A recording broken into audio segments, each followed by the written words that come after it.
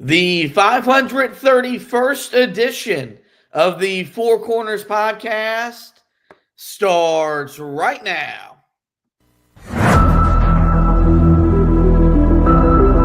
This is the Four Corners podcast. And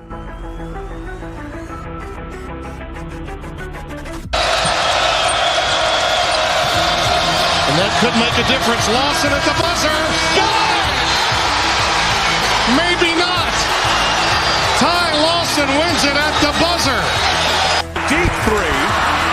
And Green rips down the rebound in traffic. 4-on-1. What a great job.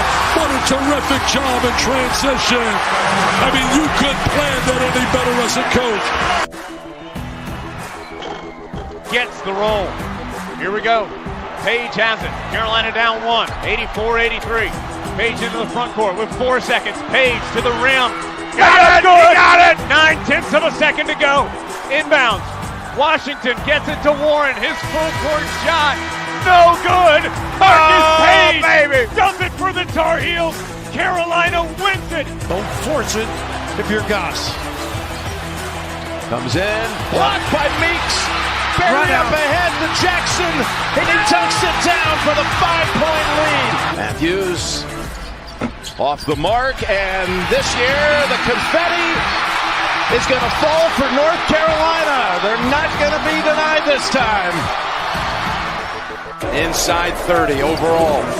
Love, top of the key. Oh! Big time delivery. Here are your hosts, Josh Marlowe and Anthony Pagnotta. Hello and welcome into another live edition of the Four Corners podcast. We are powered by Carolina Electrical Services. Josh and Anthony here with you guys on a Monday night. We're a little inside 24 hours away from the next time you'll see Carolina in action, which will come in the first 4 round of the NCAA Tournament. Carolina will meet San Diego State for the right to play Ole Miss on Friday afternoon.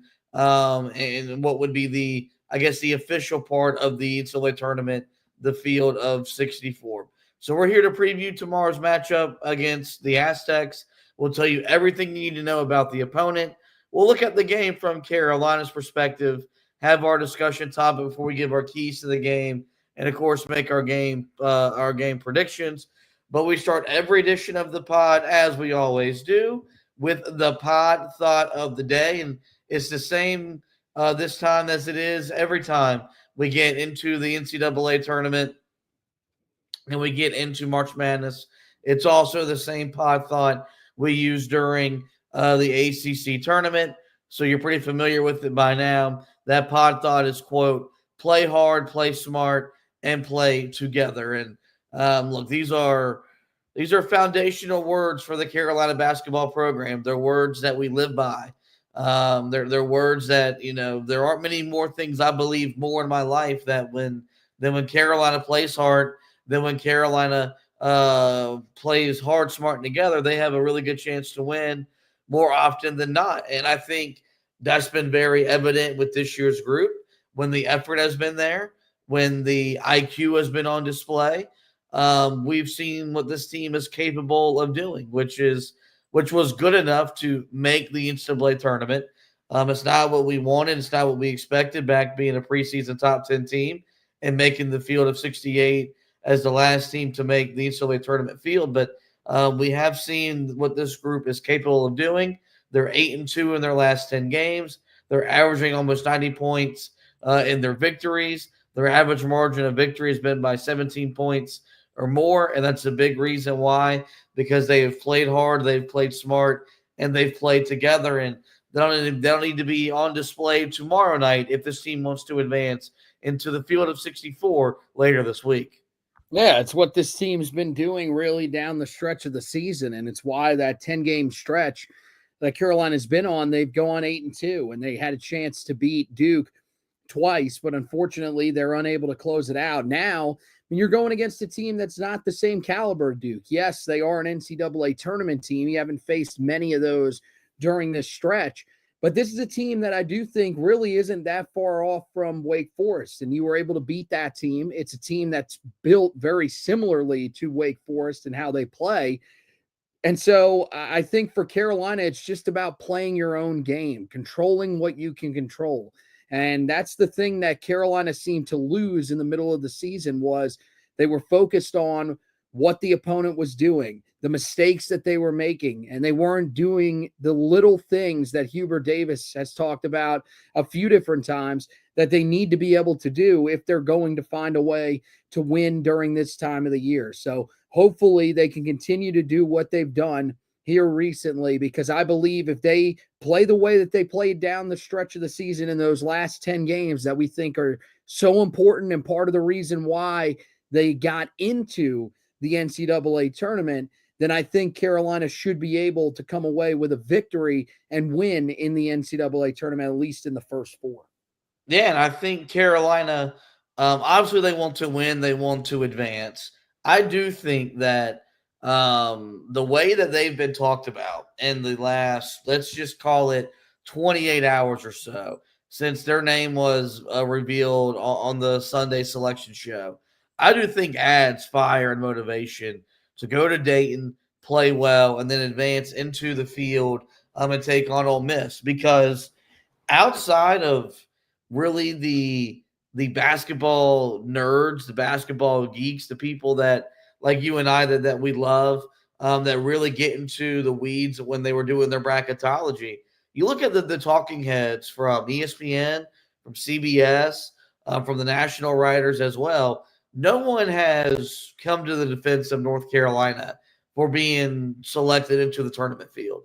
Not even the people that work within the ACC network have really come to the defense of Carolina being a team that's in the NCAA tournament, which is very odd because typically, no matter what, whenever you see it in SEC country or the Big Ten country, the people that cover that conference, that represent that conference, they come out and defend their conference whenever they get one too many teams into the NCAA tournament, the college football playoff, no matter what that is. That has not been the case with North Carolina, who's really just been a punching bag for virtually the entire sports talk community today. That's talking college basketball now that the field is set. And I also think that there's some other things that might be motivating this team. Carolina did not get into town on time. They had some issues with their flight. Some coaches might look at that as a bad omen. I think Hubert Davis will look at there and say, look, guys, this is another bit of adversity that you're facing. How are you going to respond? Because now we're late getting to where we got to get to, but that doesn't mean that our requirements change. You still got to go through all the protocols of an NCAA tournament game. You got to meet the media. You got to have the open practice. They just, I think, got off the court within the last 15 to 20 minutes ago. And so this is a group that's faced adversity all year long. And that has not changed as they've begun preparation for their first four opponent. And I'm really excited to see kind of what this team looks like coming out of the gate tomorrow night, because I just find it hard to believe, as much as Hubert Davis talks about, shutting out the noise and trying to ignore all sideshow distractions. There's no way that they don't know what's being said about them. And my hope is that it just brings this group together even more to play at a high level on Tuesday night. Yeah, I mean, that's what it should do. You would imagine that this is a group that's going to be motivated by everything that they're hearing. I mean, it is literally everybody in the country that has a voice is saying that Carolina should not be here. And so I think that is something that will only serve as motivation for these guys, because look, man, this is a group that probably feels in their minds that they should be there. We heard RJ Davis say it. You would imagine that most of the guys around the team feel the exact same way, that they deserve to be where they're at. And so I'm interested to see, what type of motivation does that play with everybody saying that they should be out. And everybody's going to say going into this game that they're not going to beat San Diego State. They can't beat tournament opponents, which isn't true. Carolina's beaten 2 tournament opponents so far this year. And San Diego State is a team that I think is very gettable if Carolina prepares the right way and if they bring the right emotion to this game. I think this is probably the best thing that could happen for Carolina, because the more motivation that this group can get, the better. That's what they, I think they're going to feed off of that. You could say, well, where was that, in the ACC tournament, something like that. I don't really think that is a great measuring stick, especially when you ran into a team as good as Duke. I mean, we hate to say it, but Duke is one of the best teams in the entire country, if not the best team in the entire country. I have them losing in the championship game to Florida. That's how highly I think of them. So for Carolina, I think the motivation factor, it was there pretty much down the stretch of the season for every single game, but now it's only going to be turned up a notch with everything that's being said about them. And they're going to hopefully come out and prove everybody wrong that believes that this should not be a team that is in the NCAA tournament when they take the floor tomorrow night. All right, before we turn our attention to San Diego State, did want to set the scene for NCAA tournament action. This is the 54th NCAA tournament that Carolina has participated in. That's the second most all time. The Heels have 133 NCAA tournament wins, which is right now number one in the history of the event. Carolina has won 6 NCAA tournament championships and has played in an NCAA record 21 Final Fours. I do believe, according to my research, this is the first time Carolina is an 11 seed in the NCAA tournament. This, of course, is the first time they've also competed in the first four. It's not their first time, though, playing in Dayton. They played the first round of the 1976 Midwest Regional in Dayton, Ohio, where they beat Alabama.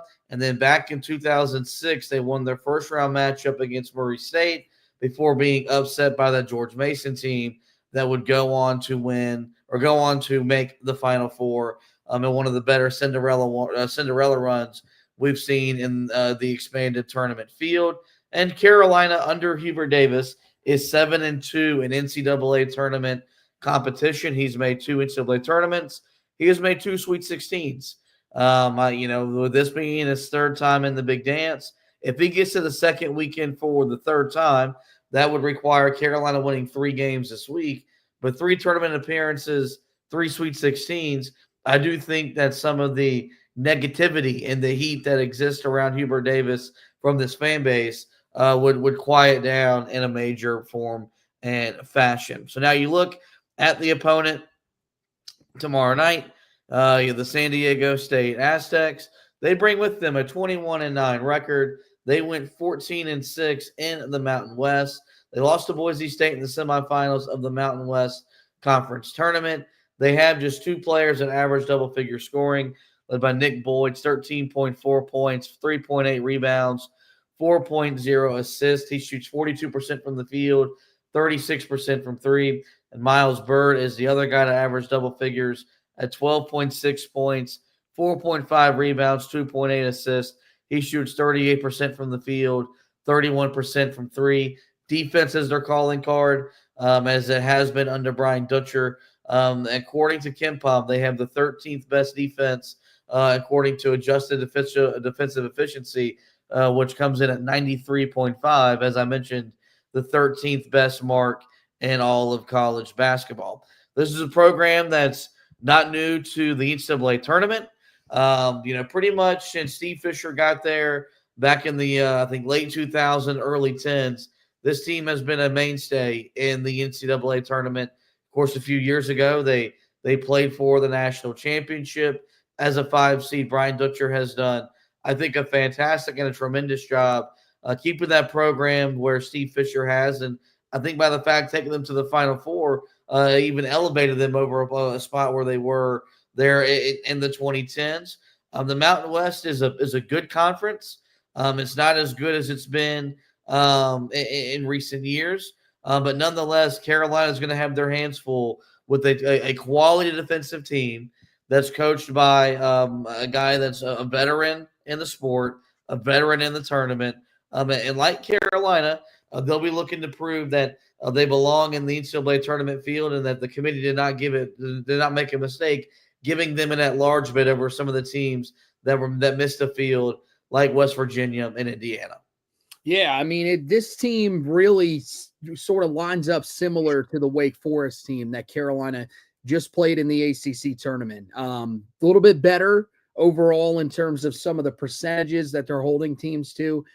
First in the country in field goal percentage allowed at 37.8% so far this year. 2-point percentage, they're 7th at 44.5%, and 3-point percentage, 19th at 30.2%. So really they do a good job of locking down teams from all of those areas. Now, I will say that they do allow 7.8 threes per game, which is 222nd in the country. So if there's an area that Carolina can attack, it is from the outside, and that's good. When Carolina has been at its best here during this stretch, it has been when the perimeter defense has been real strong. You look at what they are on the offensive end of the floor, and this is a team that, I mean, they're solid. There's some areas where they're decent, but really, I mean, you're shooting in 195th overall in the country in terms of field goal percentage. I mean, field goals per game, because they play such a slow pace, they're 227th at just 25.5 per game. So this is going to be a game where the amount of possessions are really going to matter, and you've got to be very efficient when it comes to taking care of the basketball. They are forcing 13.4 turnovers per game, which is ranked in the top 60 in the country. Meanwhile, they are turning the ball over a pretty decent amount as well. So, I mean, this is a team that really, as I mentioned, they look a lot like the Wake Forest team that you played. They're not a great rebounding team. Wake Forest wasn't either. So offensively, they have their struggles, but defensively, they are really going to test Carolina. That means that Carolina has to find a way to have one of those shooting days that they have had very commonly during this stretch outside of the 2 Duke games. And they've got to be able to hold on to the basketball and take care of it, because that San Diego State is going to be very aggressive in those areas. Yeah, look, there's no denying that what they do defensively, very impressive. I do think it'll be interesting to see how many teams have they faced that have the offensive firepower that Carolina possesses. We're talking about a team that, in their 8 wins is averaging over 90 points per game. And their offense, according whether you go to Bart Torvik or whoever you want to go to find some analytical data over the last month, we're talking about one of the best offenses in all of college basketball. Now, granted, I think you compare them to Wake Forest. That's an appropriate comparison. Wake Forest was able to make that game a half-court game and really make that game ugly. And you have to imagine that's going to be, the game plan for San Diego State going into this thing. But I do just kind of wonder if they have faced the type of offensive firepower that this version of Carolina possesses. Of course, none of that matters unless Carolina puts the ball in the basket and they shoot the ball the way that they're capable of shooting. But they're going to be they're not going to be intimidated by Carolina. They're not going to be overwhelmed by Carolina. They've got just as good as athletes as many schools Carolina has played. They're well coached. And then they're not, and they're going to want to make the same kind of statement Carolina is wanting to make, which is why I think this is the most intriguing matchup of all the first 4 matchups that we have in this year's tournament. You look at the game from Carolina's perspective, they bring with them a 22-13 record. They went 13-7 in the ACC in the regular season. They lost in the semifinals of the ACC tournament to the Duke Blue Devils, who would go on to win the tournament on their route to earning a number 1 seed. Just like in 2000, this version of Carolina was the last team in the field in 2000. Carolina was an 8 seed, made it all the way to the Final Four. Carolina an 11 seed for the first time in its program's history. The Heels have 3 players averaging double-figure scoring, led by the All-American R.J. Davis, 17 points per game, 3.5 rebounds, 3.7 assists. He's shooting 41% from the field, 35% from 3. Ian Jackson is a second leading scorer 12.4 points, 2.8 rebounds, 0.9 assists. He is shooting 46% from the field, 40% from three. And Seth Trimble, the last guy to average double-figure scoring for Carolina, he averages 11.6 points, 5.1 rebounds, 1.4 assists. He is shooting 43% from the field and 28% from behind the three-point line. As we get into our discussion topic here, Carolina was the last team in the field. That's been talked about, dissected plenty over the last 24 to 28 hours or so. But you look at the bracket, you look at the draw. I do think it's very favorable for Carolina. Like, yes, we got to take it one game at a time, but for guys like us that work in the media and stuff, when you get a bracket, you start projecting and you start looking ahead and you start predicting things moving forward. We know the stats that exist around what the first four does, where it all but I think in every year but one or two has put a team into the second weekend. More often than not, you have teams that are getting at least one win or two wins in the week, and they get to the round of 32. When you look at all the 11 seeds that are going to be competing in the first four over the next two nights, is Carolina the team best equipped to go on one of those types of runs we talk about every year during the tournament, a team going from the first four to the second weekend and maybe, just maybe, all the way to the Final Four? Yeah, they're probably the team that's best equipped. Do they have the best draw? I don't know if that's necessarily the case. I would say that's whoever wins, Texas or Xavier, because I do believe that if you look at those two teams, you then have a matchup with a Kentucky team that simply does not defend. If you can score against Kentucky, then you're going to have a chance to win that game. And in my opinion, I have Texas winning that game. I think Texas, very familiar with Kentucky, I think they will actually win that game, and I have them going to the Sweet 16. I think for Carolina, Iowa State is a little bit of a tougher draw just because Iowa State is a team that, yes, they have a key injury. They've dealt with key injuries all season long, and they have found ways to win games. And so that's the thing that maybe concerns me a little bit from Carolina's perspective. But I do think that, not having Keyshawn Gilbert makes Iowa State certainly a lot easier and probably, in my opinion, the second most vulnerable 3 seed besides the Kentucky Wildcats. So, I think this is as good of a draw as you really could have hoped for. Either one of them would have been really solid for Carolina. I got to be honest, I'm really shocked that they didn't put Carolina in that other part of the bracket. But I do think that they're wanting potentially, if Carolina was to make a little bit of a run, they're wanting that Sweet 16 matchup with Michigan State, possibly a rematch if they were able to get to the Elite Eight. They could get a rematch between Carolina and Auburn. I think that would be something that they would certainly be interested in, although Auburn has to get there themselves as well. But I do think that this is something that if Carolina wins this game, you can see them going on a bit of a run because Ole Miss is a very vulnerable 6 seed. It feels like just about every one of those 6 seeds this year are pretty vulnerable. And you like that 3 matchup. So, it's all about getting this first game, man. This is going to be a tough one because they're a team that plays such a different style than you. If they can control the pace of the game, as we've seen so many teams do before to Carolina earlier in the season, then Carolina is going to be in a bit of a stalemate. And, this is a San Diego State team that did beat Houston earlier in the season. They do have some significant wins on their schedule. And so Carolina's got to be prepared for that. But if Carolina controls this game and finds a way to come out with the victory, there is a path that certainly sets up for Carolina to be pretty successful and really shut up all these people that are criticizing the pick of Carolina into the NCAA tournament over some of these other teams who would probably go in here and be one and done.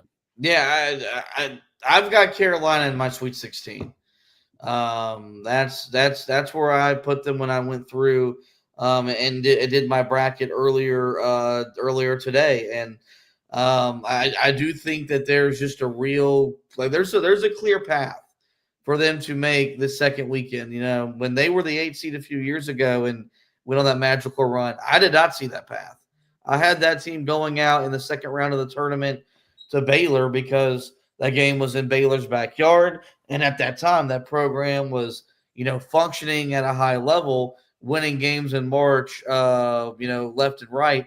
They haven't been the same program ever since. But I do look at Carolina as a team that if they get through San Diego State, I love the way they match up with Ole Miss.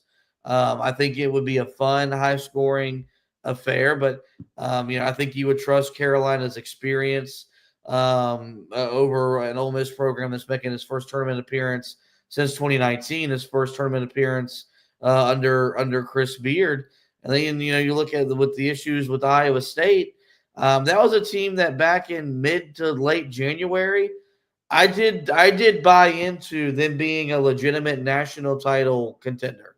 Like, I thought they were in that category because of how well they defended and what they were doing on the offensive end. And then the injuries started to pile up. And they have not been the same team ever since. Not trying to make excuses for them, but that's just the reality of the situation. Like, if that team doesn't get injured the way that it gets injured, I think they really threaten to be Big 12 regular season champs and really threaten to be a 1 seed. That ended up not being the case once the injuries started to kind of mount. And I do think that gives Carolina a leg up, if you will. Not going to celebrate the fact that that's a team that's beat up and a team that's injured.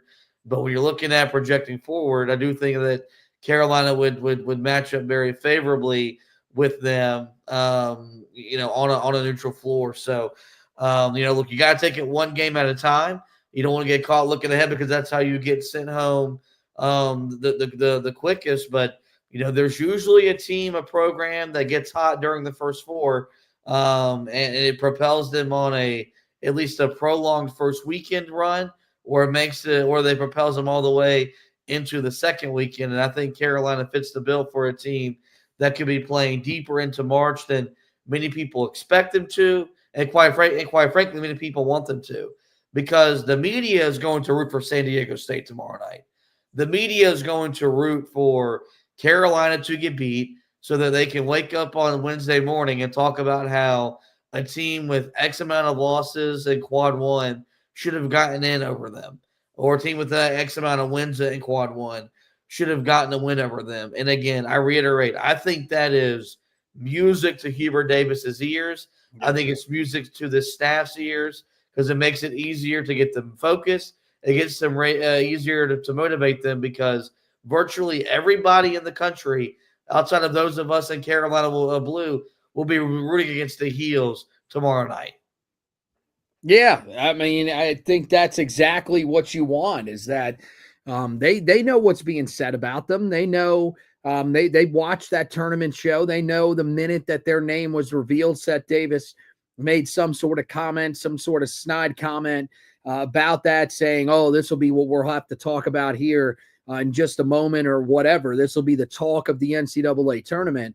And so for them, I think it's going to be used as fuel. Especially as you mentioned today, with the delays that Carolina was experiencing, which at this rate may have been a West Virginia fan that was just unhappy with the results of the NCAA tournament delaying the flight. It wouldn't shock me, considering that they are willing to take legal action in order to try to correct the wrongs that they had done to them. It really is unbelievable how crazy the outcry has been.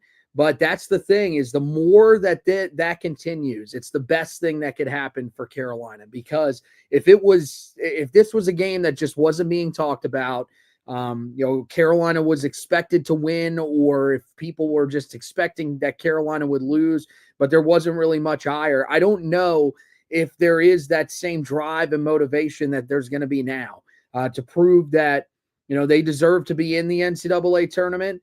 That all these people are wrong. And the best part is going to be for them, they should want their head coach when he has to do the interview at the end of the game with John Rothstein, who has been very outspoken, basically says it's a miscarriage of justice in by the NCAA to look for Hubert Davis to be able to look him right in his eyes and say, who is it a miscarriage now? Because I think that would be one of the best moments of the NCAA tournament to shut that nerd up. So hopefully that's what ends up happening. And I think that Carolina is definitely looking the part, as they come down the stretch of the season to being a team that will be able to do that. Yeah, I do think that, I think we kind of touched on this a little bit last night. We'll touch on it right here before we get into our keys to the game and make our predictions. Like, what does Carolina have to do to validate making the field? Is winning tomorrow night just enough? Or is this a team that needs to string together a solid week and win 3 games in 5 days, which I do think they're capable of doing. And I think it's fair to expect Carolina to do that with the way that they are playing and competing right now. And I think if that happens, if this team goes into the second weekend, then I do think all the negativity and all the backlash would disappear. Will these people apologize for what they've said? No. And it's not just the John Rossies of the world that have made themselves look ridiculous. My guy Gary Parrish, my literal spirit animal.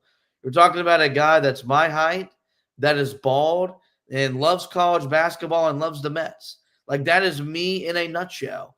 Opened this podcast complaining about them using the quad 2 metric as the reason why Carolina got in, claiming that no one talks about quad 2 when Gary Parrish uses quad 2 to build out his daily top 25 and 1 and references on the Eye on College Basketball podcast very frequently when talking about teams and what they've done in the first 2 quadrants. But it's the local media, it's the national media, it's the media that has followed the sport since November. It's the media that just found out yesterday at 6:35 p.m. there was a bracket that was out, and all of a sudden they had opinions they wanted to pop off at the mouth. But nonetheless, there's pressure on Carolina, I think, to validate them getting put into the field. What do you think they got to do to justify getting in over a team like West Virginia and the others that, so many people projected either to make the field or at least make the field before Carolina did? I mean, to me, I don't think they should have to justify anything. I think their metrics justify the fact that they should be in the field. I think the fact that they did look at quad 1 and quad 2 records combined should justify the fact that they're in the field.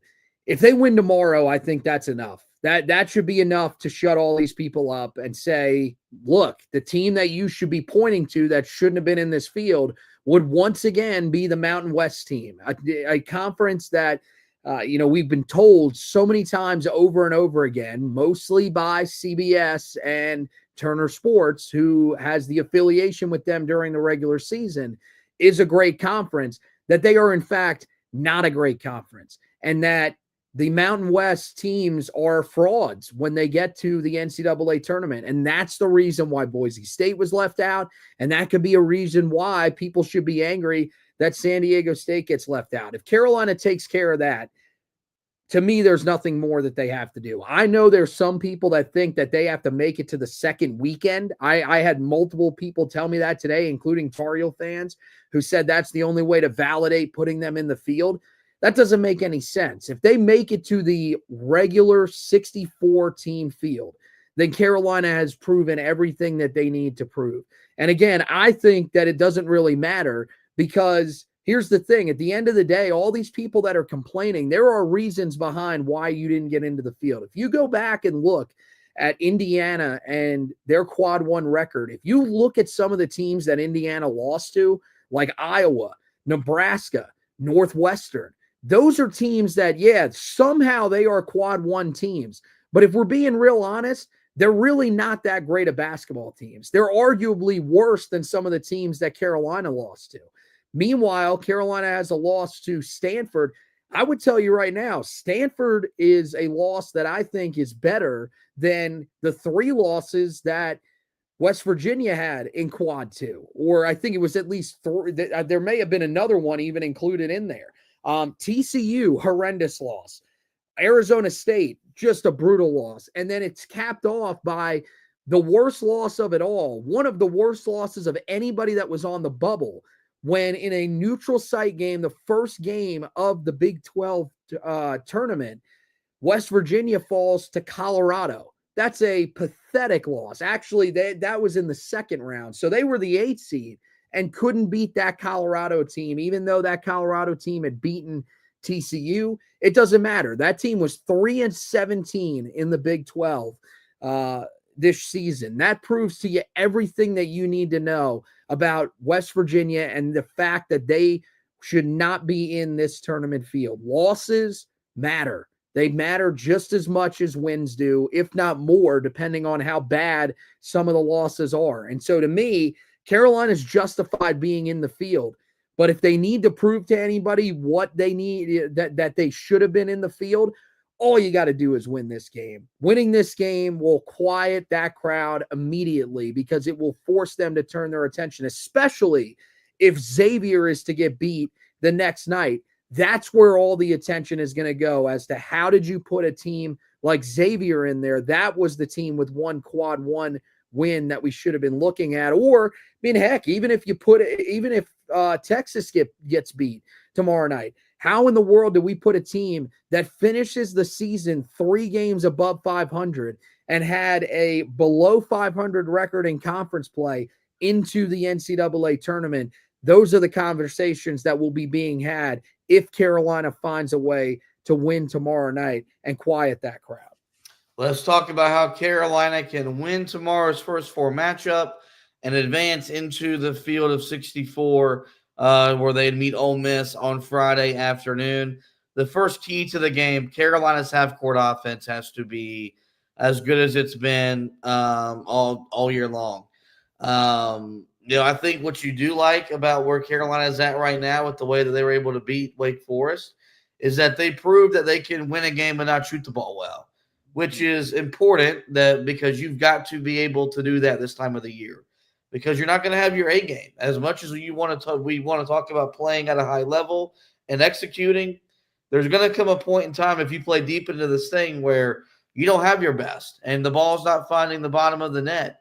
What can you do to kind of combat that? But in this game, Carolina's half-court offense has to be really, really good. It's got to be efficient. It's got to be effective. I think what gives you confidence that it can be that is you go back and look at what got Carolina back into the game against Duke. It was the fact that, Elliot Cadeau and Seth Trimble just beat their man off the dribble in the half court and got to the rim and either finish or draw fouls or both. I don't think San Diego State has the size, the length, the athleticism that Duke has. So I think Hubert Davis should employ that same game plan. But Carolina's half-court offense this year has left a lot to be desired. It's not as free-flowing as it was a year ago. I do think they've gotten a much better at using some horn sets to get guys freed up on the perimeter, running some floppy action. I think Jalen Withers is great at reading the defense and figuring out which way to run up that middle of the floor ball screen in terms of attacking the defense. And so they've got to be crisp. They've got to be concise. They got to make sure that they're cutting hard, that they're cutting to score. When they're pick and roll, they're rolling hard and making themselves a target, whether it's Jalen Withers or Jalen Washington at the big man spot. But San Diego State wants to make this game a half-court game. They have no desire to run up and down the floor with Carolina. They know if that's the case, that Carolina will run them out of the gym. So that means Carolina's half-court offense has to be the best we've seen it so far in a game this season. Yeah, I mean, it's definitely got to be up there. I don't know if it's one of those games where it has to be the best that we've seen all season, because I just don't know how good the team on the other side is in terms of being able to consistently score the ball at a high rate.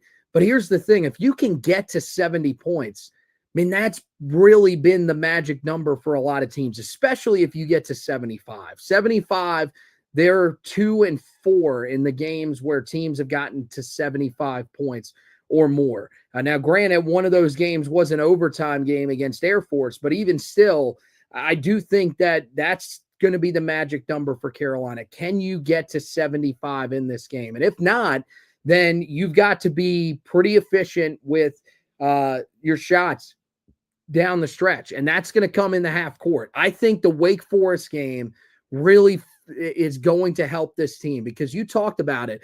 That was the worst shooting day of the entire season. Carolina shot just 34% from the field in that game. And part of that is that the games earlier in the year when Carolina was having poor offensive outputs, it was because they were turning the ball over a ton. Didn't turn the ball over a lot against Wake Forest. It's just that shots weren't going down. You're hoping that Carolina can find that rhythm again from the perimeter because the last couple of games, Carolina has not been great from out there. They were all right against Wake Forest. They did just enough out there. They were horrible against Duke. They need to find themselves again from the outside. If they can do that, then I think Carolina has a chance to win this game because, as I said, San Diego State's a team that's given up a decent amount of three-pointers on the perimeter. They don't give up a great percentage, but if Carolina can get to about 8 or 9 in this game, you have to feel pretty good about their chances to win this one. And they need to make sure, speaking about the half-court offense, you can't let things become stagnant like they did in that second half against Duke. This is a really good defensive team. They're going to want to make you play isolation basketball because that's been when your offense has been least effective. You've got to move without the basketball, and you've got to make sure that the basketball is moving. That involves guys being open. And so I think that's going to be the main thing is just keeping themselves moving, keeping that ball moving, and allowing it to change sides of the court, even when the team wants when San Diego State wants to get you bogged down in what you're doing in your half-court offense. Second key to the game for me is rebounding. You mentioned that this isn't the best rebounding team in San Diego State. Last 10 games would prove that. They're averaging just over 28 rebounds per game in that stretch. Carolina, in their last 10 games, are averaging over 32 rebounds per game. And the best part about rebounding in this game is it means pace. If Carolina's got to look to run off of misses, they've got to look to advance the ball up the floor, get into their secondary break offense to try to generate easy buckets. They need to be aggressive, going to the offensive glass and trying to generate those second chance scoring opportunities because possessions are going to be limited. And so if you can create more shots at the basket with being able to get on the offensive glass, I think that goes a really long way in terms of Carolina being competitive and being the best team on the floor tomorrow. But it's all about, to me, it's all about pace. It's all about just controlling the tempo and making sure this game is being played at the pace that you want, at the pace that you need. And so if Carolina can be the rebounding team that they've been the last handful of games, we are starting with Ben Allen Lubin being a guy that gets on the offensive glass, Jalen Withers being a guy that secures the defensive glass, and then the guards really pinch into that category. I think Carolina could really overwhelm San Diego State and be able to generate some second chance scoring opportunities. I think that'll go a long way to helping them find a pathway to victory. Yeah, it's important, as you mentioned, because it sets up everything that you want to do offensively. If you can get out and run, it's going to lead to those easy baskets. More importantly, I think in this game, because they do give up a pretty decent amount of free throws, it's going to allow you to get to the foul line if you don't have those easy finishes at the rim. That's the important part of the recipe for Carolina. It was in the game against Wake Forest, and the big part of that was because you were rebounding at the level that you were and getting out and running down the court.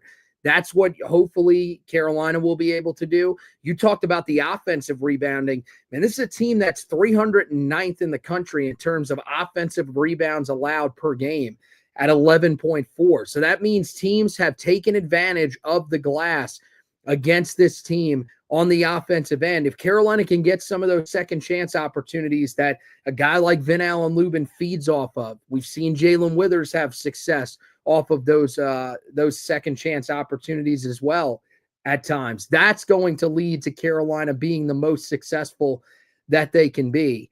Because, that's the thing that's really turned around here down the stretch of the season. Yeah, this team has had some moments where they have been better defensively, no doubt about that. But for the most part, they've still looked like the defensive team that they were earlier in the year. They're still allowing a decent amount of points to certain teams that have really good offenses. The one thing that's different is that this team is rebounding at a much higher level with the extra size that they have on the floor. And you're seeing guys like Vin Allen Lubin, who took a little bit of time to settle in, now becoming forces on the glass and consistently getting double-doubles. You want to see that again from him in this game. And if he has another performance like he has been having, I find it hard to believe that Carolina doesn't walk away with the victory. All right, the last key to the game for me, it's not going to be a surprise now that we're officially into tournament play. It's the special teams. Carolina's got to limit turnovers, especially if this is going to be a lower possession game that really starts and ends with Elliot Cadeau.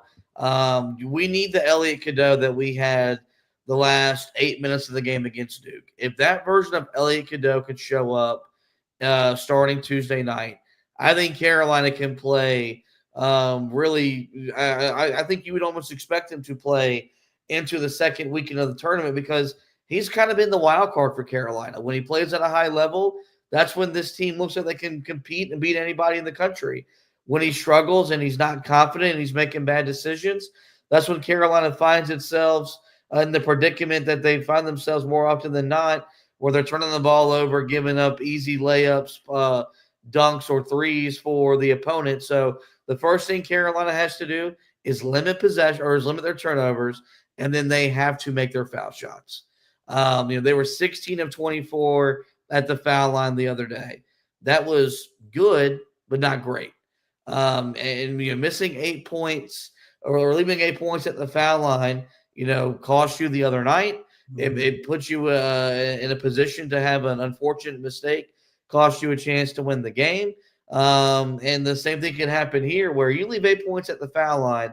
That could be the difference in you going to Milwaukee on Friday night or you're going back to Chapel Hill and your season being over. So, and then that's a everybody thing. Trimble missed free throws the other night. Jalen Withers missed free throws the other night.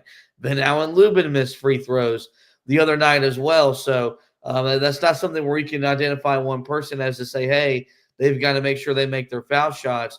It's got to be a collective team effort, just like it is with the turnovers. If Carolina can excel in those two categories, I think it really puts them in a nice position to have a chance to control the game, make the game be played at the way that they want it to be played, and really put them in the best position possible to come away with a victory. Yeah, and that's one of the things that has made this offense the most efficient is when Carolina is getting to the line and when they're making their free throws. And the team on the other side, not great when it comes to their foul shooting. They are 332nd in the country in free throw percentage, one of the worst in the entire country. And they're a team that doesn't really get there all that often. So that's an area where you could hold a big advantage, and that could be a big difference in this game. And then turnovers, we've been talking about it all year, man. When Carolina's offense is able to limit turnovers, that's when they've been at their most efficient. You go back to the game against Wake Forest, not the most efficient, but a big reason that you won the game was because you didn't turn the ball over. That was an issue the first time you played that team in Winston-Salem. This time around, much different, and it gets Carolina the win. That's what you've got to be able to do in this game. Yes, San Diego State gives out their fair share of turnovers too at 11 per game, but they're forcing 13.4 per game. So you've got to make sure that you are doing everything that you possibly can to take care of that basketball. Yes, we know with how aggressive Carolina is, there are going to be turnovers, but you want to limit the number and you want to limit the live ball turnovers, especially because we've talked about it.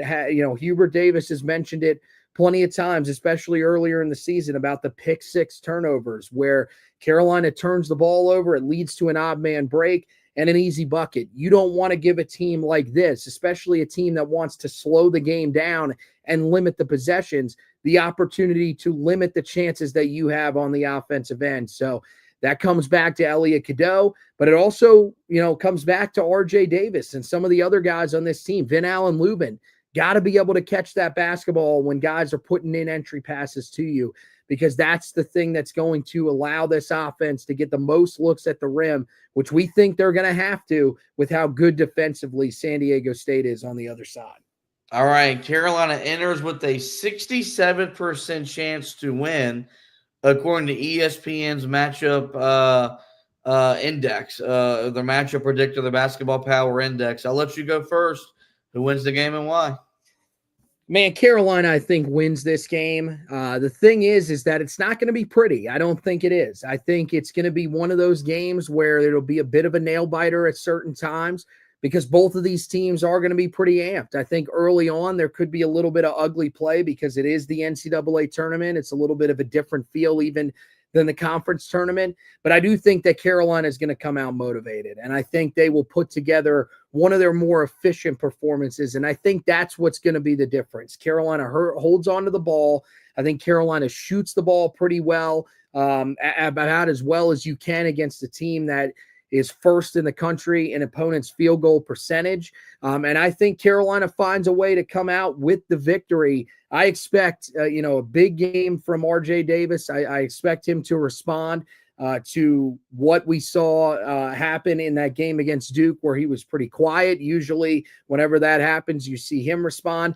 I think Jalen Withers is going to be really motivated in this game to prove himself as well. And I think Carolina shoots a little bit better from the perimeter, probably in that same area that they were against Wake Forest. And I think the win will be very similar to that game against Wake Forest. I think Carolina wins it somewhere in between that 7 to 9 point range and advances on to take on the Ole Miss Rebels.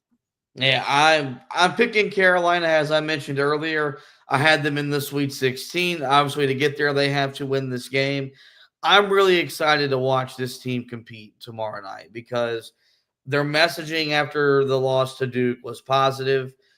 They remained confident in who they are, what they're capable of doing. And I think this team knows, with the way that they lost on Friday and then getting into the tournament, they were given a second life. And now you've got to go make the most out of it. I'm really excited to see what Jalen Withers does, because I think he'll be a guy that'll be motivated to put the mistake he made against Duke behind him. The good news is that his coaching staff and his players have loved up on him ever since to make him feel as good as he possibly could. I think RJ Davis knows, now it's for real, that every time he walks on the floor, he could be playing in his last game as a Tar Heel. I don't think he would want to go out as quietly as he would have if the Duke game would have been his final game, where he did not even score in double figures. So I think Carolina gets quality contributions up front from Vin Allen Lubin, Jalen Withers, and Jalen Washington. I think RJ Davis continues his steady play in the backcourt. And I think Ian Jackson bounces back from a rough ACC tournament and really looks like the guy that Carolina needs him to be off the bench if they want to go and play deep into this year's NCAA tournament. So I have Carolina advancing into the round of 64. I think they'll meet the Ole Miss Rebels on Friday night in Milwaukee, and when they would officially join the 2025 NCAA tournament field. No matter what happens, guys, we'll have you covered over on the website. That's HeelToughBlog.com. The game preview will be made available for you guys tomorrow, so be on the lookout for that, as I'll get you ready for the first four matchup with San Diego State. The recap of that game will come your way on Wednesday, just with the late tip. With the work schedules, we'll have it covered for you on Wednesday, so be on the lookout for that.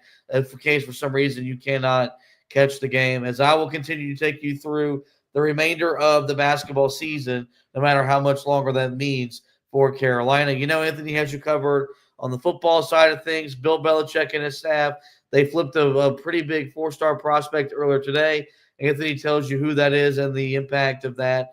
So go back and check that article. Simply put, guys, busiest time of the year for us right now with NCAA tournament going on, the transfer portal right around the corner, and spring football well underway. Make sure you visit our website every single day for the latest and the best Carolina basketball and Tar Heel football coverage. As for the podcast, you guys know where to find us.